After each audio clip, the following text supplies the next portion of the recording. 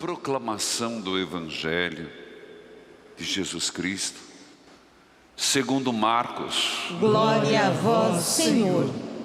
Naquele dia, naquele tempo, Jesus foi para o território da Judéia, do outro lado do rio Jordão.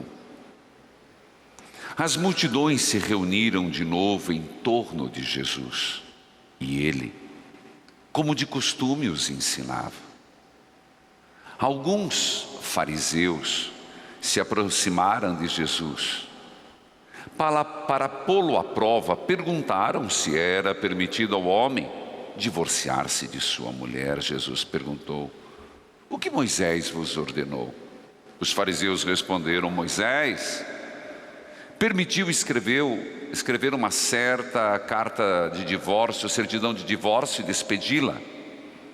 Jesus então disse: foi por causa da dureza do vosso coração que Moisés vos escreveu este mandamento.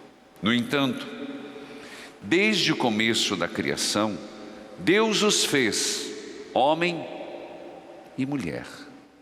Por isso o homem deixará seu pai, sua mãe, e os dois serão uma só carne.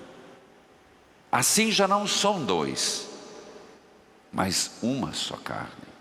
Portanto, o que Deus uniu, o homem não separe. Em casa, os discípulos fizeram novamente perguntas sobre o mesmo assunto e Jesus respondeu: quem se divorciar de sua mulher e casar com outra, cometerá adultério contra a primeira. E se a mulher se divorciar com seu marido e casar com outro, cometerá adultério.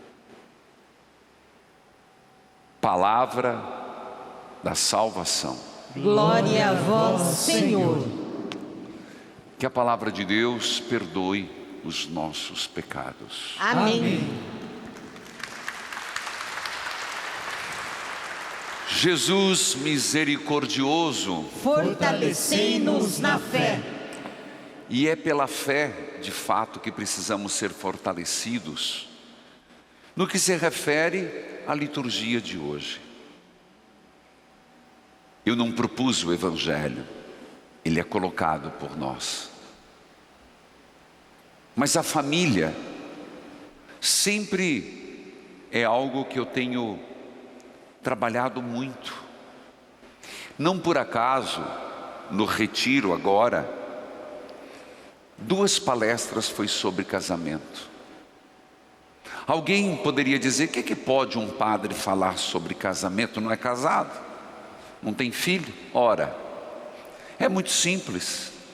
Quando você for ao médico e você for marcar a consulta, porque você está com, sei lá, teu filho está com cachumba, teu filho está com, ou você está com uma doença, pergunte para a secretária: por acaso o doutor já teve isso?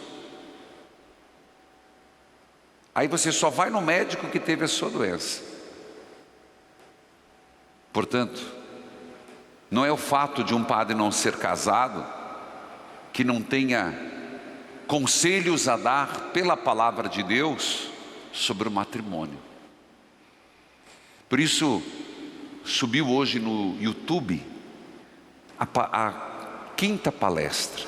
Quem quiser, depois eu até uso a palavra maratonar neste final de semana, ao invés de ir lá para as séries. São 6 palestras. Se cada dia você assiste 1, 2, você revê tudo. Amanhã sobe a última. O tema família, e de modo particular casamento, é um assunto que para Jesus, ele veio também de forma conflitiva. Tanto que usaram este tema, você acabou de ouvir o Evangelho, para colocar Jesus à prova.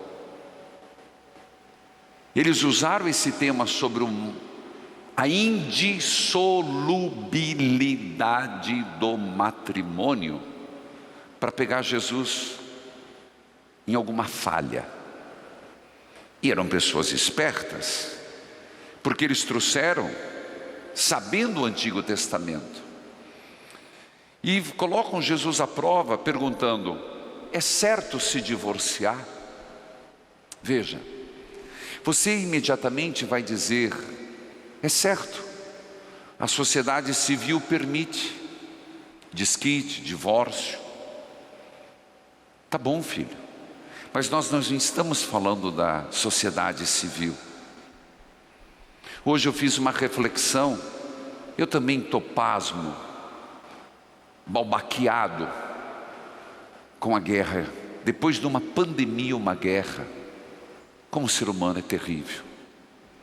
Coloquei, partilhei, rezamos, estamos rezando.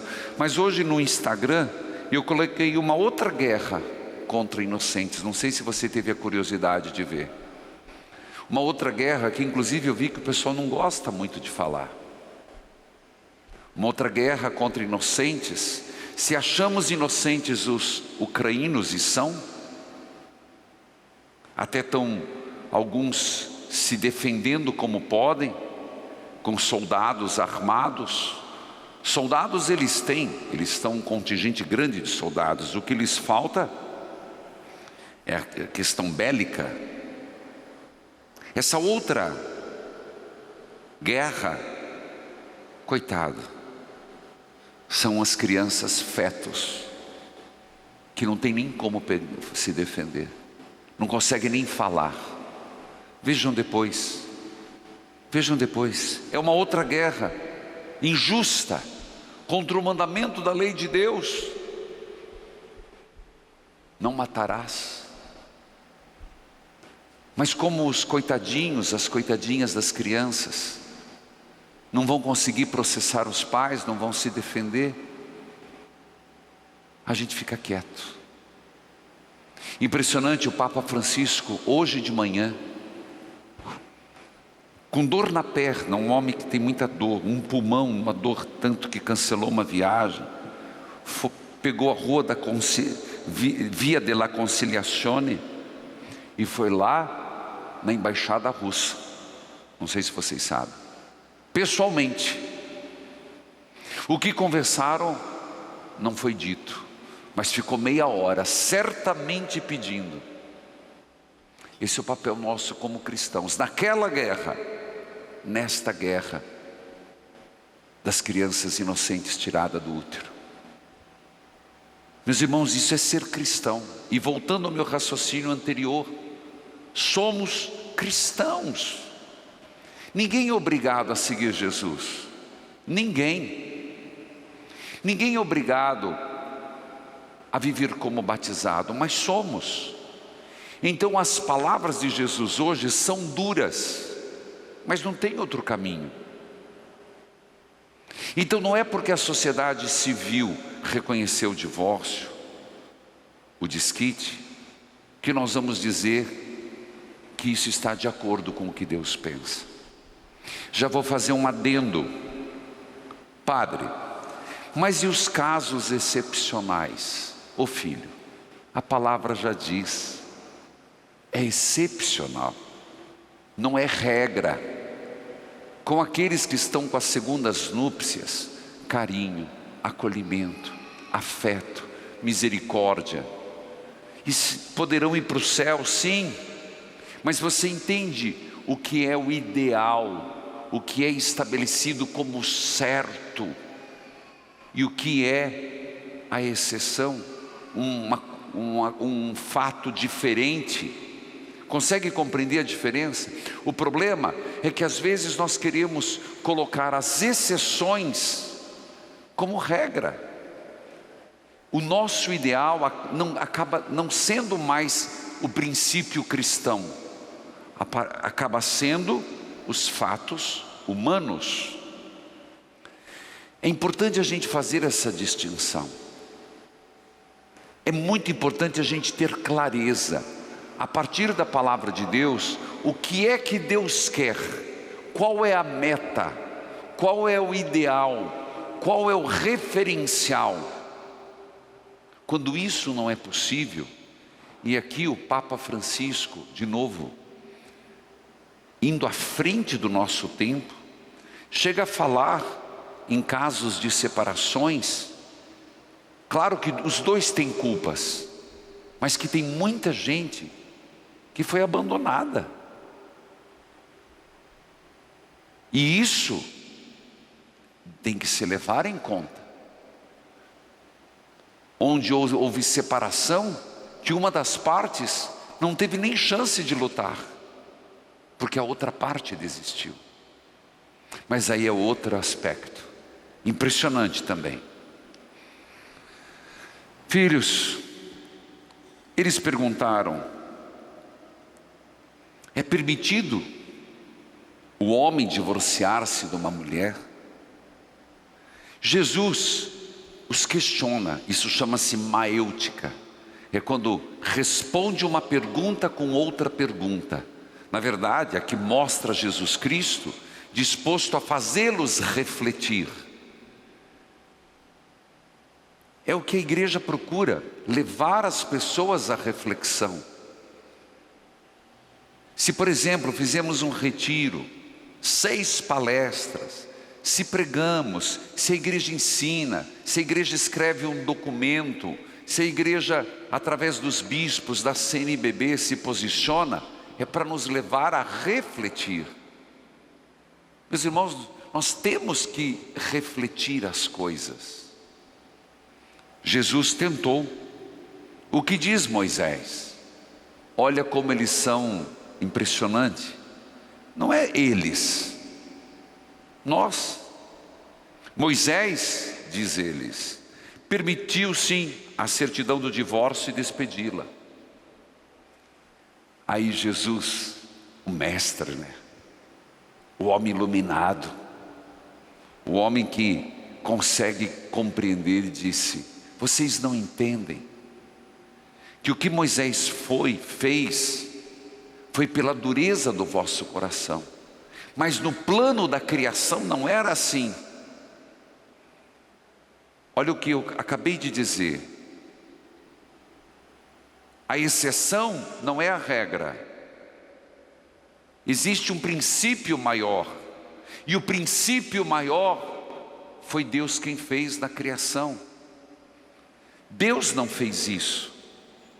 Deus pensou homem e mulher como companheiros para sempre. Deus pensou marido e mulher vivendo juntos enquanto a morte não os separe, envelhecendo juntos, partilhando a vida juntos, criando os filhos juntos, construindo as coisas juntos. Deus pensou uma só carne, que a partir do matrimônio, uma só carne. Essa palavra é tão forte, porque uma só carne significa, se você machuca um lado, dói no outro. Então, se é uma só carne, não é normal que alguém se autoflagele ou se automutile. Se é uma só carne, o marido não vai querer mutilar a mulher o marido, ofender, machucar, ferir, porque é uma carne só. Ferir um é ferir outro. Uma só carne, mesmos objetivos, mesmos ideais, com diferenças.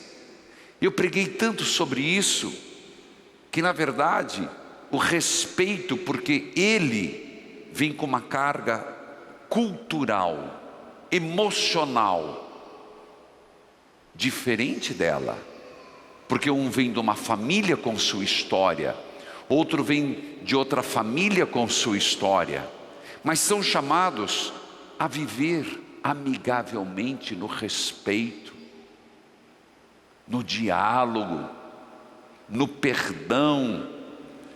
Claro, tem diferenças? Tem, mas essa diferença não é para separar, é para somar. Imagina que graça teria se todo mundo gostasse do verde. O mundo seria verde. Imagina todas as casas verdes, todo verde. Se todo mundo gostasse de uma única coisa. A diversidade é riqueza. E também dentro do matrimônio.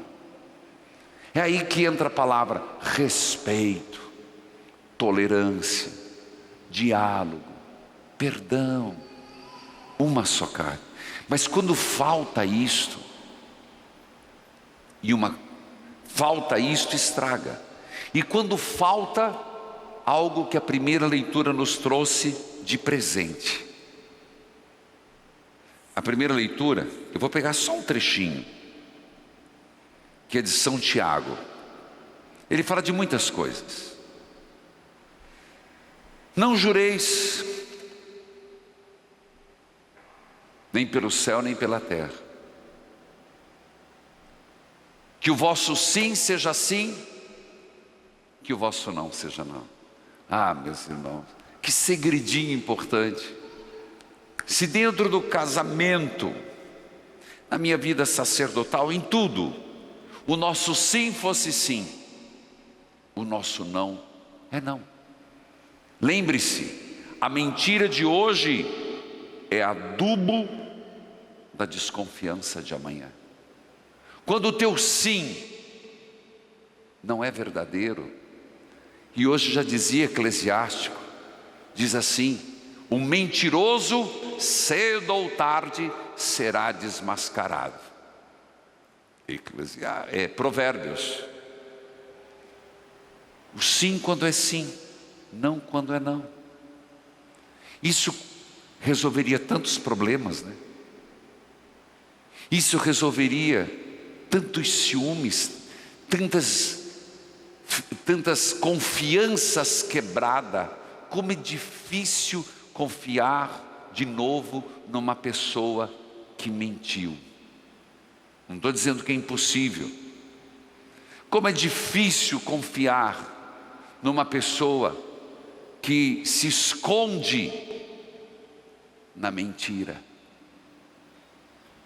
Não dá, meus irmãos, esse é um caminho difícil demais. Ninguém suporta viver com uma pessoa que tem a vida dúbia. O que é uma vida dúbia? Uma vida paralela. Um eu escondido. Uma vida paralela, porque aí não é mais uma só carne. Às vezes, estou morando na mesma casa, o pé está lá, mas o coração está longe. Eu não sei como é que vive essa pessoa.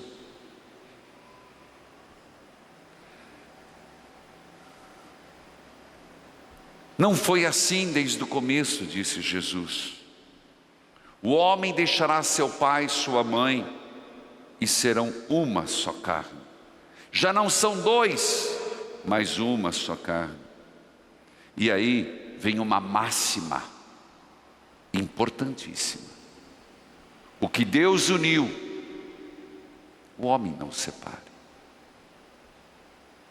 Aí você vai dizer: padre, mas é difícil então ser casado. Os apóstolos chegaram nessa conclusão. Se for assim, é melhor viver solteiro. Não é que é difícil ser casado. É difícil ser padre, é. Confesso, me sinto cansado hoje. Eu não parei, vocês viram, desde o retiro.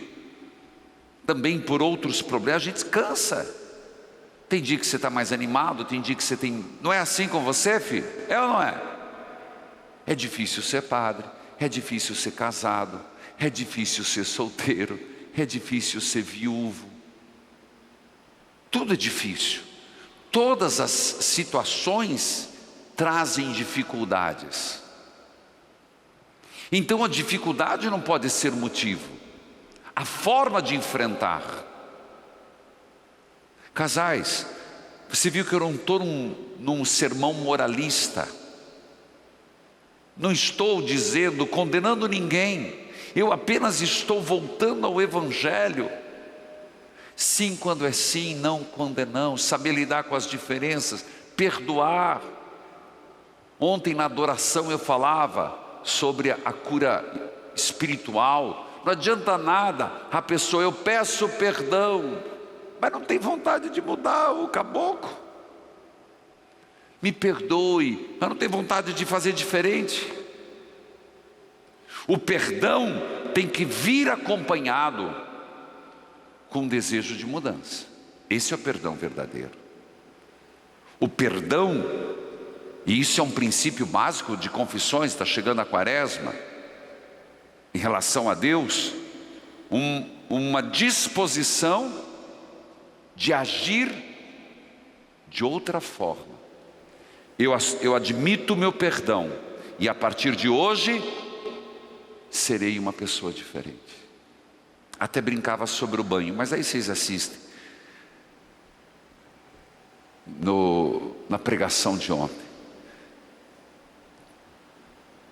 Filhos, Jesus continua. E esse assunto é tão espinhoso, difícil, que quando Jesus chegou em casa, os apóstolos, a impressão que me dá assim, diante dos fariseus, eles ficaram até com vergonha de também debater com Jesus. É a impressão que o texto dá. Que é aquela história, os amigos a gente repreende em casa, quem ama a gente repreende em particular.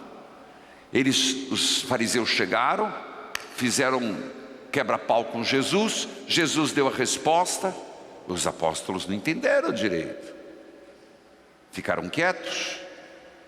Quando chegou em casa, eles, Senhor, a gente escutou lá a conversa, mas é assim mesmo, Senhor? Não tem divórcio mesmo? Jesus disse, não. E digo mais, quem se divorciar com a sua mulher e casar com outra, comete adultério contra a primeira. E se a mulher se divorciar do marido e casar com outro, comete adultério. Ponto. Esse é o texto de hoje. Não é para excluir ninguém, mas tem um propósito: mostrar a nossa moral cristã. Para que, gente, eu falava no rádio hoje, nós somos responsáveis de sermos cristãos na geração de hoje. A geração passada, sendo bem sincero, você não tem culpa, eu não tenho culpa. Você tem? Do que fizeram, do que não fizeram. Do futuro, eles vão ter que dar conta. Agora, desta geração, o que é esta geração? Geração é aquela, desde quando eu nasço até eu morrer. Essa é a minha geração. Nesta geração, eu e você somos responsáveis de fazer um mundo melhor, de que os valores cristãos permeiem mais e mais no mundo. Esse é o nosso objetivo.